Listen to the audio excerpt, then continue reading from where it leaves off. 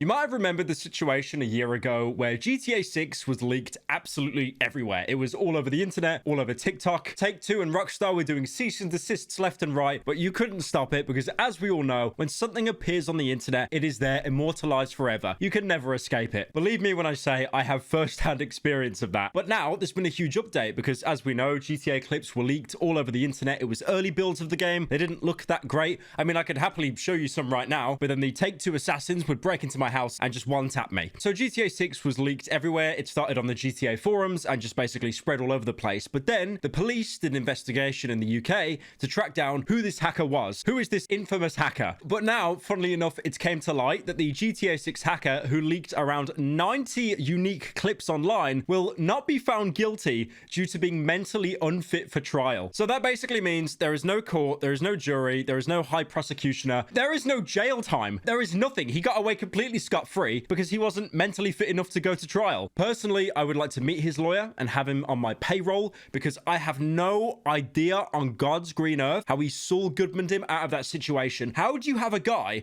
that has been known to be doing multiple data breaches, not just Rockstar and Take-Two, but various other companies that I will get into, and then they've basically said, yeah, he's an expert hacker, he can breach sites, he can do ones and zeros on the keyboard. Can he be in trial? Your Honor, he has a little bit of what we call social anxiety, so the entire trial is being thrown out. I'd like to imagine Saul Goodman there in the courtroom just brushing over his hair, and he's like, Your Honor, my client hasn't played Genshin Impact for at least 5 hours today. He needs his fix. He's not mentally competent to be sat in trial. Now, before we get into the laundry list of the things the hacker has done, and probably some of the reasons why he was mentally unfit for trial, I have an announcement. I will be at Insomnia Birmingham in the UK at the NEC between the 7th and 10th of September. So that means you have 4 full days to come and meet me in person and basically harass me. And best of all, at the event, I will be selling exclusive merch like this cap and this t-shirt. Look at this back design. Look at that. You don't think that's cool? That is, I would buy that. Personally, no bias. I would buy this product. It looks very cool. So yeah, links for that will be in the description to get you tickets and stuff to come and meet me in person. Please, no pipe bombs though. Like we had that last year. I'm not doing that again. Now, I do have a list of the things the hacker has done. I've opened the tab of links and I've just got jump scared. I look like Casper right now. Now, the way the UK law works is if you're under the age of 18, you're basically completely anonymous for any kind of crimes you commit. You kill 15 people in real life and you're like 17 years old, you'll probably never be named. But as soon as you hit 18, everything is public. You are named and shamed, which is exactly what happened with the hacker because he was 18 at the time. Now, his name was Aryan Kurtaj, and he was believed to hack Revolut and Uber. Honestly, the only thing I know about Revolut, it's the card that all the YouTubers keep shilling, like Will and E, for example. Well, Revolut is a financial super app, and we're going to be using a bunch of their services, aren't we, Mikey? Yes, we are. So back in September 2022, he accessed the accounts of like 5,000 Revolut customers, which I do want to say thankfully for this video, and in no time in the near future, I'm being sponsored by Revolut because this video would have aged quite poorly. So Revolut, I believe, is owned by Uber, and he basically did around $3 million worth of damage to Uber, which, to be fair with them, is like a drop in the bucket, but still getting access to personal information, kind of spooky. And again, it does bring into question, how could he be competent enough to hack into these, you know, high-tech sites? I mean, they're not really high-tech, to be fair. Like most high-end companies, they have absolutely horrendous security. I'm sure you remember the Sony hack that happened, I think, around like 2012 or something, where you had all the chairmen get in front and basically bow to everyone because everyone's credit card details got exposed, and Sony were just like, oh, we done goofed, I guess. Now, like I said, he was 18, he was named and shamed. He had an accomplice though who was 17, and I want to say the fact that he was 17, he must be thanking his lucky stars. But because of the UK law I mentioned earlier, he's not named. He is completely anonymous, and the other kid that was 18 has basically taken all the shit for it. Now, apparently what this duo used to do was blackmail a lot of big companies. For example, BT, British Telecoms. They're the biggest broadband provider in the UK, and I'll be honest, broadband in the UK, if you haven't heard, because most of you are probably American watching this video, Wi-Fi in the UK and internet is a literal meme. It is complete, it's just garbage. It is some of the,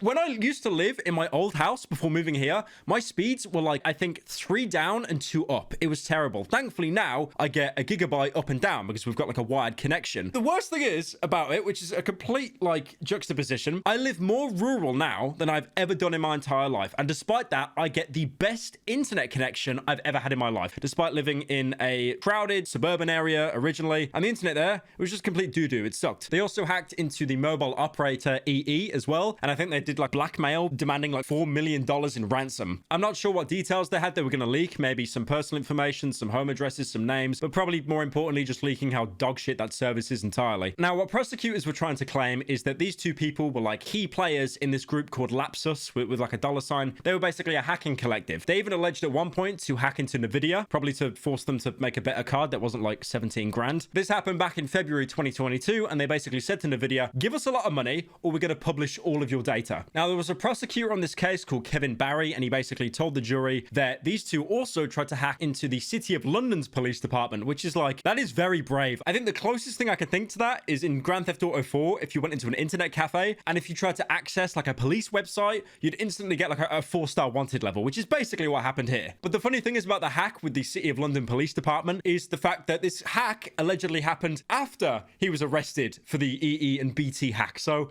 like, by the sounds of it, if I'm reading the article right, they basically arrested him and then they were like, oh, he's a worldwide hacker. He's a worldwide hacker. Okay, you know what? He wants a computer to play Genshin Impact. That's totally fine. I cannot see the negatives to giving a hacker internet access. Now, the 18-year-old hacker I mentioned earlier, he basically went on like a solo crime spree. This guy was solo queuing to basically dominate any servers he came across to extort as much money as possible. So he targeted Revolut and Uber, like I said, but then shortly after, he targeted Rockstar Games. But this is where it becomes interesting because again, Qatar, the 18-year-old kid, he basically was psychiatrically assessed and he's not mentally fit to stand trial. Now, a lot of people just think, oh, he's got off the hook, he's completely safe. What happens now is there's a jury and the jury basically have to decide themselves, is he guilty or not? Just because he's not fit to stand trial doesn't mean the trial doesn't take place. It'll just take place in his absence, like he left the snooze alarm on or something. Now, at the minute, he's been charged with more crimes than the average Modern Warfare 2 lobby with voice chat. He has had 12 offenses, 3 counts of blackmail, 2 counts of fraud, and 6 charges under the Computer Misuse Act. And the 17-year-old I mentioned earlier is standing trial on 2 counts of blackmail. He probably just sent some like kind of threatening messages over Discord or something. 2 counts of fraud and 3 charges under the Computer Misuse Act relating to the hacking of BT and Nvidia, which of course he denies. And man, if he's got Saul Goodman back in case, both of them will probably be completely fine. Imagine they just get off completely free with like community service, but like they're, you know, mentally unfit to do community service. I sentence you to 6 months of being a Gmod Dark RP admin. Now, like I said, this happened back in 2022 when Rockstar detected a network intrusion on their servers. Now, this source code that they grabbed from a pre-build of GTA 6 was spread